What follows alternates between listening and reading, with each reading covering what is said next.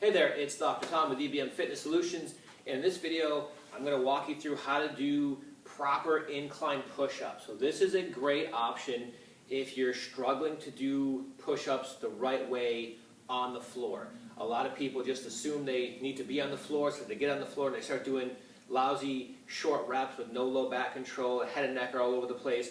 That's not the proper way to do push-ups. So most people need to come to the bar first, learn how to bring all these things together, and then work themselves back down towards the floor, right? So the idea with the incline is that if you were to go up against the wall and do a vertical push-up, those are like ridiculously easy, but for a lot of people, they struggle on the floor. And to be perfectly candid, most people don't belong on the floor when doing their push-ups. They just struggle too much. They can't hold everything in the right position. But if we find something in between vertical and horizontal, we can find an angle that's appropriately challenging. And that's the goal with the incline push-up, is to find a point that lets you work hard, but yet allows you to maintain all the technique pieces, because a push-up should be viewed as a total body exercise, not just the upper body. So when we're doing this, we're looking at lower body position, low back position, shoulder blade elbow position, and head and neck position. All of it has to be factored in when looking at the push-up technique overall. So what you want to do is use a bar in a squat rack, or if you're at a gym and you have a Smith machine, which is the bar that's kind of on the little track that lifts up and down with the hooks on it, find a bar that you can do push-ups on. And then if you're not sure where to start, just pick a height and try it. And you can always adjust it up or down once you kind of get going. The key though, so most bars in the middle have a smooth part to them. And then you'll have this kind of this knurling, this rough part, and then go a little further, like a little ring around the bar. So in general, for hand placement, you want to avoid extremes. And this is true with push-ups on the floor as well. Avoid super close, avoid really wide. You know, if you're going to go close, shoulder width is pretty good, but usually slightly wider is where we want to go for push-ups.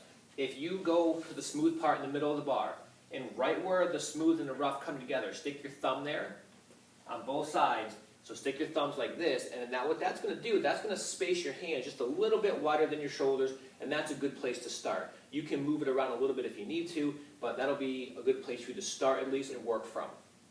Now, if you can, and if you feel comfortable doing so, once you set your hands here, try to bring your thumbs over the bar and not grab the bar if you can.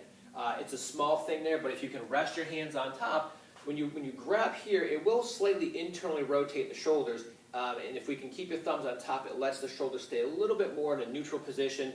Again, we're splitting hairs here. If you can't, don't worry about it. You'll be all right with it. But set your hand position. Now, stay up on your toes. You don't want to drop your heels down, because then what's going to happen is your ankles and your calves can actually become a limiting factor for the push-up if you drop your heels down. So stay up on your toes. Okay, so from here, what I want is to kind of maintain a plank-like position. So basically from my feet right up to my neck here, I want to keep everything locked in. And once I'm in that position, none of that moves. My low back doesn't move, my elbows don't come up this way, my head doesn't move forward. It all stays locked in top to bottom. That's probably one of the most important things to focus on with your push-ups.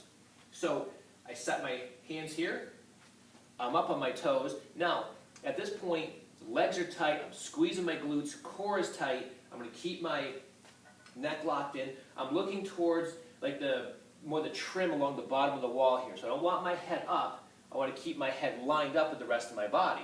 So if I get into a push-up position and have my head this way, it's the equivalent of me walking around with my head up like this, right? So my neck has to kind of extend back this way. We don't need to do that.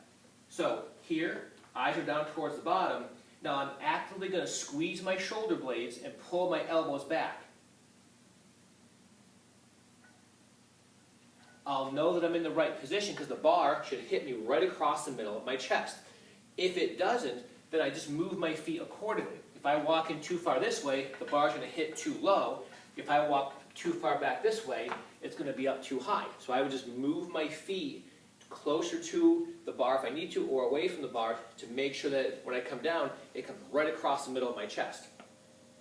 Try to maintain and focus on keeping all pieces of the body in the right spot. Don't let the head move, don't let the low back move, so you really have to work on total body tension.